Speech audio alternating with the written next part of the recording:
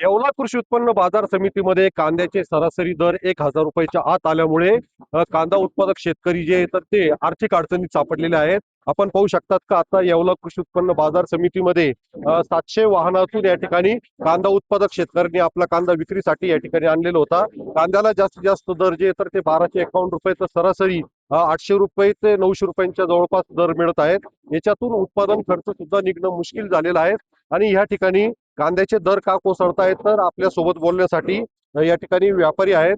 मला हे सांगा की कांद्याचे दर का कोसळताय, काय काय कारण आहे? कांद्याचे दर कोसळायचं कारण पहिलं असं आहे का जसं कांद्याला जसं जसं पाहिजे तसं काही एक्सपोर्ट होत नाही. तसं प्रामुख्याने बांगलादेशमध्ये सुद्धा त्यांचा लोकल कांदा निघाला आहे. दरवर्षी बांगलादेश आपल्याकडून 38 ते 40% कांदा घेत होता. तर या मागच्या वर्षीच्या तुलनेने यंदा 1% बी कांदा जात नाही. त्याचे हे मुख्य कारण आहे कांद्याचे दर कोसळण्याचे. मला हे सांगा, तुम्ही या ठिकाणी कांदा विक्रीसाठी आणलेला आहे, तुम्हाला या बाजारभावातून परवडते किंवा नाही परवडत? आम्हाला याच्यातून 1 रुपया सुद्धा नफा नाही.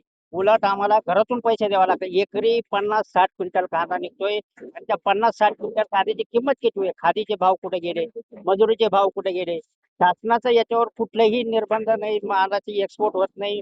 त्या व्यापाऱ्याला 2 पैसे मिळत नाही. त्याचे शेतकऱ्याचं कसं भलं होणार त्याच्यामध्ये? व्यापाऱ्यालाच काय मिळत नाही त्याच्यामध्ये. ज्या वेळेस व्यापाऱ्याला पैसा मिळतो त्याच्यामध्ये शेतकऱ्याला मिळतो, म्हणजे त्याच्यावर अख्खी बाजारपेठ चालते. कुठलं काही येत नाही. हे भाजप सरकार आल्यापासून त्यांना अख्खा शेतकरी मातीत घातला. शेतकऱ्याला जगणं मुश्किल केलं जातं. शेतकऱ्याला आता आत्महत्या करण्याची वेळ येणार. त्याच्या पलीकडे काहीच नाही दुसरं. मला हे सांगा, तुम्ही या ठिकाणी कांदा विक्रीला आणलेला आहे, काय बाजारभाव आहे? आम्हाला 1100, 1150, 700 रुपयापासून कांदा बाजार भाव म्हणजे फेब्रुवारी आणि जानेवारी महिन्यात मिळालेला आहे. यातून परवडतंय का? नाही, अजिबात परवडत नाही. आमचा जो खर्च झालेला आहे तोच 60 ते 70 हजार रुपये एकरी खर्च येतोय कांद्याला पार विक्री करण्यापर्यंत. आम्हाला त्याच्यातून फक्त 50 ते 45 हजार रुपये मिळतात कांद्याची.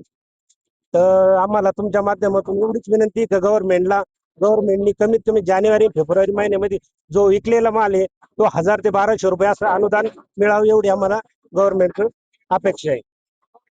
एकंदरीत पाहता या ठिकाणी जो कांदा विक्री झालेला आहे तर त्याचे मुख्य कारण जर बघितले तर बांगलादेशमध्ये सुरू असलेले हिंसाचार, त्या ठिकाणी नवीन कांदा येत असल्यामुळे त्या ठिकाणी या ठिकाणावरनं कांद्याची निर्यात कमी झालेली आहे आणि दुसरीकडे आज मोठी तोट्यात कांदा विक्री करत असल्याने किमान 1000 रुपये तरी अनुदान द्या अशी मागणी कांदा उत्पादक शेतकरी करताना दिसत आहे.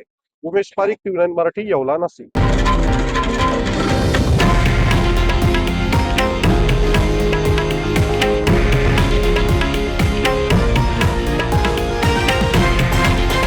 हे आहे देशातील नंबर 1 न्यूज नेटवर्क आणि आपण पाहत आहात TV9 मराठी, एकमेव.